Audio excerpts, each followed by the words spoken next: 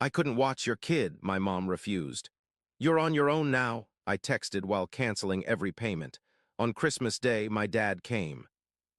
I'm 31. I knew things were bad the moment I saw her expression. My mother, Margaret, was sitting on the couch with Lisa's kids, looking healthier than I'd seen her in months. For a woman who was supposedly too frail to watch my daughter Mia for a single night, she seemed to be doing just fine with my sister's 3 children. My stomach dropped. Everything froze. The laughter died when they spotted me in the doorway. My mother's face paled for a split second before she recovered, pasting on that smile I'd seen 1,000 times before. "Jake, what a surprise. I wasn't expecting you," she chirped, bouncing my nephew on her knee. I couldn't speak. The envelope of cash in my hand, the extra money for utilities I'd brought over, suddenly felt like a lead weight. My eyes darted between my mother, Lisa's kids, and my dad, who slumped deeper into his recliner, avoiding my gaze. "You said you couldn't watch Mia because of your health," I finally managed, my voice tight. The room went silent.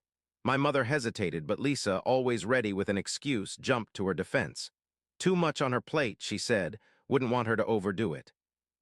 My blood pressure spiked. A familiar pressure built behind my eyes. I repeated her words back to her, keeping my voice low. She was literally babysitting right now.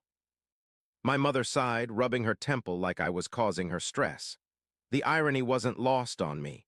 She explained that it was different, that Lisa needed her help. Raising kids alone isn't easy. The floor disappeared beneath me. 32 years of being second best crystallized in that single moment. I asked her point-blank if Lisa, who had never paid a single bill in her life, who Mom had bent over backward for since we were kids, needed her more than I did. Silence crashed down around us. My father shifted uncomfortably. Lisa rolled her eyes. And my mother, she just shook her head as if I was being ridiculous. Not like that, she insisted, but it was exactly like that. My jaw clenched tight enough to crack teeth. Everything suddenly made sense. My mother's supposed illness wasn't about health, it was about control. She didn't want to risk me cutting off the money flow. So she lied. She manipulated me. She let me believe she was too weak to help, all while cashing my checks without guilt. And Lisa knew. She had always known. Something inside me snapped. Years of frustration, resentment, and disappointment boiled over. I told them I finally understood. I was never part of this family, not really. Just the backup plan, the safety net. The idiot who kept the lights on while they all lived their lives. My mother gasped dramatically. I cut her off before she could speak. This wasn't fair. No, what wasn't fair was me paying their bills for years while they treated me like an afterthought. Believing they actually needed my help when the truth was, they just didn't want to do anything for me. My mother was a liar. Lisa leaned forward with that smirk I'd grown to hate. She called me dramatic, claimed Mom had to tiptoe around me because I was uptight. I turned to her, my expression carved from stone. I called her pathetic. She let Mom coddle her like she was still 15, and she ate it up because it was easier than taking responsibility for her own life. They deserved each other. Without another word, I turned and walked out. My mother called after me. Lisa yelled something snarky. My father remained silent. As always, I didn't stop. I couldn't. My hands trembled on the steering wheel. My throat burned. The drive home passed in a blur of streetlights and traffic signals. By the time I pulled into my driveway, I knew what I had to do. Erin was waiting for me in the kitchen, Mia already asleep upstairs. One look at my face was all it took. She asked me what happened, her voice soft with concern. I told her everything. The babysitting, the lies, the final confirmation of what we'd both suspected for years. She didn't seem surprised. Maybe part of her had always known too. She asked me what I planned to do next. I told her I was done, just done. That night I slept better than I had in years. The next morning I canceled every payment. The rent, the utilities, the car insurance, the grocery deliveries, everything. Then I sent one final text. "You're on your own now, good luck," and I blocked their numbers. What followed was pure chaos. First came the missed calls, dozens of them lighting up my phone like a Christmas tree before I blocked their numbers. Then the emails, urgent, desperate, guilt-laden. When those went unanswered, they started calling Erin. She declined each call with a satisfaction that made me fall in love with her all over again. Finally, Margaret took it public. A long, tearful Facebook post about how her ungrateful son abandoned his poor, sick mother in her time of need. She described in vivid detail how she'd sacrificed everything for me, only to be repaid with cruelty. I didn't take the bait. Instead, I wrote my own post without dramatics, just cold, hard truth. I'd been paying their bills for years. My mother lied about being sick to avoid babysitting my daughter. She refused to watch my child for one night, but was perfectly fine watching my sister's kids. I was done being used. The reaction was immediate and brutal. Family members I hadn't spoken to in years reached out in support. Friends shared their own stories of toxic family dynamics. Even some of my parents' neighbors chimed in, mentioning how they'd seen my mother gardening or shopping on days she'd claimed to be bedridden. Lisa got the worst of it. Her carefully crafted image as the struggling single mom crumbled under the weight of questions about her spending habits and constant vacations. Then came the final act, a knock at my door 3 days later. Through the peephole, I saw them. Margaret and Frank standing on my porch looking desperate. My father's face was haggard. My mother's eyes were red-rimmed, though I wondered if the tears were genuine or just another performance. I hesitated, my hand on the doorknob. Part of me wanted to ignore them, to let them stand there until they gave up and left. But another part, the part that still hadn't completely let go, wanted to hear what they had to say. I opened the door but remained in the doorway, blocking their entrance. My mother began immediately. Her voice broke as she pleaded for us to talk, reminding me they were my parents. I told them to talk, not moving from my position. My father cleared his throat. "Son, your mother is devastated. We both are. We never meant to hurt you." "You didn't mean for me to find out," I corrected him. "There's a difference." My mother reached for my arm, but I stepped back. "Sweetheart, I know you're upset, but cutting us off like this, it's cruel. We can't make our rent this month. The electric company is threatening to shut off our power. Is that what you want? Your parents living in the dark?" The guilt trip was so predictable, so transparent, that I almost laughed. "You have options," I said calmly. "Dad can get a job, you can downsize to a smaller place. Lisa can finally start contributing, or you can keep playing these games and see where that gets you." My mother's expression hardened. "After everything we've done for you, this is how you repay us, by throwing us out on the street. What exactly have you done for me, Mom? Name one thing from the past decade that wasn't about what I could do for you." Silence. My father looked away. My mother's mouth opened and closed, but no words came out. That was what I thought. I told them. They had made their choice. Now they could live with it. I shut the door. For the first time in my life, I was truly free. No more guilt, no more manipulation, no more chasing love that was never really there, and it felt damn good. The next few weeks were surprisingly peaceful. Aaron and I took Mia to the beach for a long weekend. We started looking at houses in a different school district, something we'd talked about for years but never pursued. I got promoted at work, partly because I could finally focus without constant family emergencies distracting me. But of course, life is never that simple. The gossip reached me through well-meaning coworkers and distant relatives. My parents were spreading rumors that I'd had some kind of mental breakdown. Lisa was telling anyone who would listen that I'd always been unstable and money-obsessed. My aunt called me one evening. She skipped the pleasantries, telling me immediately that they were saying I'd lost it. Margaret was telling everyone I was having some kind of midlife crisis. I sighed, leaning back in my office chair. I asked her if she was surprised. Not even a little, she admitted. She knew my mother. She couldn't stand losing control. My aunt had always seen through my mother's manipulations. It was why they barely spoke anymore. I asked her how bad it was. Bad enough, she told me. They were apparently being evicted next month. Frank tried to get his old job back at the hardware store, but they weren't hearing. Lisa had been asking everyone for loans, but people were starting to connect the dots. A twinge of something, not quite guilt but close, passed through me. I told her it wasn't my problem anymore, but my voice lacked conviction. My aunt was quiet for a moment. She agreed it wasn't and acknowledged I'd done more than enough.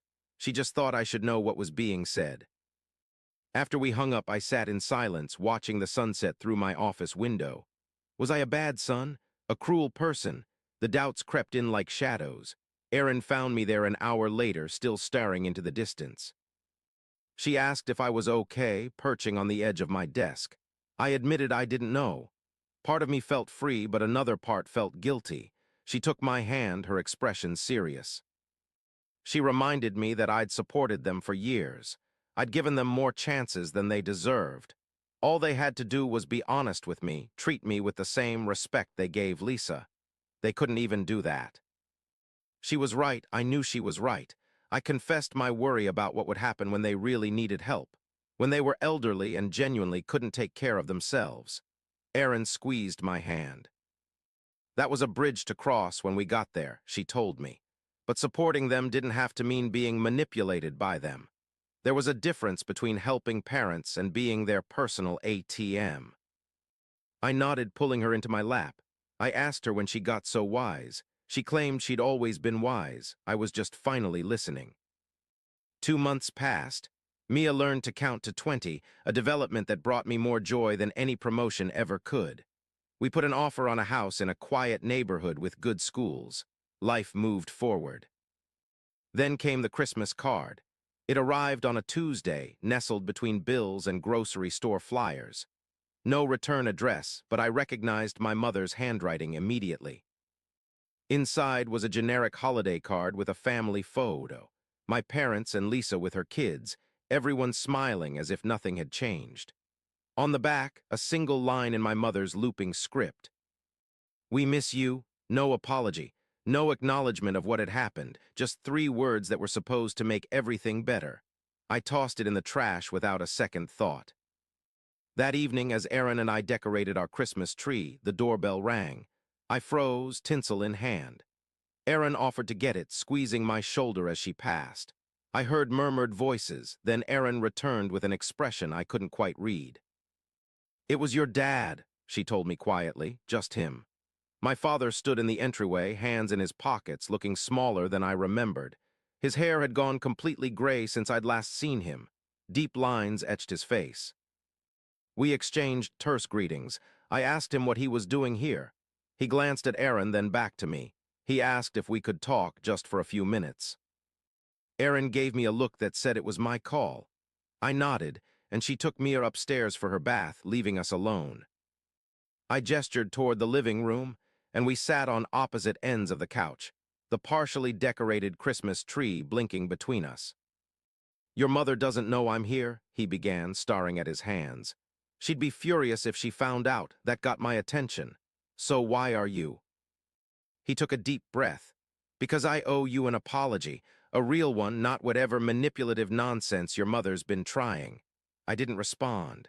I'd heard too many hollow apologies over the years. He continued, his voice rough. He had failed me not just recently, but my whole life. He stood by while my mother favored Lisa. He watched her take advantage of my generosity without saying a word. He let it happen. The raw honesty in his voice caught me off guard. I asked him why he never stepped in. He rubbed his face, suddenly looking every bit his 68 years. He confessed he was a coward. It was easier to let her have her way than to fight about it. Easier to stay quiet than stand up for what was right. He didn't expect forgiveness. He wouldn't in my shoes. But he needed me to know that I was right to walk away. And he was proud of me for having the courage he never did. Something tight in my chest loosened slightly. I asked him what would happen now. They were moving in with Lisa, he told me with a grimace. My mother's idea, not his. The irony was, Lisa wasn't happy about it either. Turns out she didn't actually want to take care of them. Who'd have thought? Despite everything, I felt a small smile tug at my lips. "Shocking," I deadpanned. For the first time in months, my father smiled too, a sad, tired smile, but genuine. He said he should go. My mother would be wondering where he was. I walked him to the door, uncertain what to say. He paused on the threshold, turning back. "Merry Christmas, son. That's a beautiful little girl you've got. You're a better father than I ever was." Before I could respond, he was gone, trudging through the light snow back to his car. I closed the door, leaning against it, oddly shaken. I hadn't expected him to acknowledge his failures, let alone apologize for them. It didn't erase the past, but it was something. Erin found me still standing there minutes later. She asked if I was okay. Yeah, I said, surprising myself by meaning it. I think I am. That night, as we finished decorating the tree, I thought about family, not the one I was born into, but the one I'd chosen. Erin, who loved me without conditions. Mia, who looked at me like I hung the moon. Even my friends and coworkers who'd stood by me through everything. They were my real family, not perfect, but real. We moved into our new house, a modest 4-bedroom with a backyard big enough for a swing set. Mia turned 3, celebrating with a dinosaur-themed party that left our kitchen covered in green frosting for days. I heard from my father occasionally, brief, awkward phone calls that neither of us quite knew how to navigate. My mother still refused to apologize, telling anyone who would listen that I was the one who needed to make amends. Lisa had apparently kicked them out after 2 months, unable to handle their constant demands. They were now renting a small apartment on a fixed income. Part of me felt vindicated. They were finally facing the consequences of their actions. But another part felt sad, not for them exactly, but for what could have been. For the relationships we might have had if things had been different. One sunny Saturday, as I pushed Mia on her new swing set, my phone buzzed with a text from an unknown number. "It's Lisa. Can we talk?" I stared at the screen, unsure how to respond. My sister and I hadn't spoken since that day at our parents' house. What could she possibly have to say now? Curiosity won out. "When and where?" I replied. We met at a coffee shop the following Monday during my lunch break. Lisa was already there when I arrived, looking different than I remembered. Less polished, more real. She thanked me for coming. I asked her directly what she wanted. She wrapped her hands around her coffee mug, avoiding my eyes. She owed me an apology, she finally admitted. She'd been awful to me. I raised an eyebrow, waiting. She explained how she thought it would be fine when our parents moved in with her. She figured they'd help with the kids, maybe pitch in with bills, but they just expected everything. Mom complained about her cooking, her parenting, her housekeeping. Dad sat around watching TV all day. "Sounds familiar," I remarked dryly. She nodded, looking chagrined. For the first time, she understood what I'd been dealing with. It was exhausting. After 2 months, she couldn't take it anymore. I noted that she'd kicked them out. She had to, she insisted. They were driving her crazy. I leaned back, studying my sister's face. There was something different in her expression, a humility I'd never seen before. I asked her why she was telling me this. She sighed, meeting my eyes properly. She admitted I was right about everything. Mom did favor her. She did take advantage. She let me carry the burden alone because it was easier than admitting how messed up everything was. And she was sorry, truly. I wasn't sure what I'd expected from this meeting, but it wasn't this. Lisa had never apologized to me, not once in 32 years. I told her I appreciated that, but one apology didn't erase decades of behavior. She quickly agreed. She wasn't asking for forgiveness. She just needed me to know that she saw it now, what they did to me, what she did. She was trying to be better for her kids. Something in her words struck a chord. For my kids. Despite everything, Lisa was a mother trying to break the cycle. I asked if she was still in touch with them. "Sometimes," she said. Mom was still mom, she'd never change, but Lisa was setting boundaries now. No more endless babysitting, no more loans, no more guilt trips. I nodded, understanding exactly what she meant. I asked about her kids, surprising myself with the question. Lisa smiled, some of her tension visibly easing. They were good, she told me, busy. Jack had started kindergarten. Emma was obsessed with soccer. They sometimes asked about their cousin, Mia. An awkward silence fell between us. 32 years of complicated history couldn't be resolved in a single coffee meeting. I finally told her that I couldn't promise we'd ever be close. There was too much water under that bridge, but maybe we could start over, as adults, without all the baggage. Lisa nodded, eyes suspiciously bright. She'd like that, she said softly. We talked for another 20 minutes, careful, neutral topics. Her job, my new house, the weather. It wasn't much, but it was a beginning. As we were leaving, she turned to me. She thanked me again for meeting her, and for standing up to them. If I hadn't, she wasn't sure she ever would have seen the truth. I nodded, not quite ready to say, "You're welcome," but acknowledging her words. Walking back to my office, I felt lighter somehow. Not because everything was fixed, it wasn't, and might never be, but because I'd finally broken free of the patterns that had defined my life for so long. I wasn't the family ATM anymore. I wasn't the forgotten son, the reliable one who never got the recognition he deserved. I was just Jake, husband, father, and man, finally living on his own terms. That night, as I tucked Mia into bed, she looked up at me with her mother's eyes. "Daddy," she said sleepily, "are you happy?" I kissed her forehead, breathing in the sweet scent of her shampoo. "Yes, sweetheart," I said. "I'm very happy," and for the first time in as long as I could remember, it was completely true.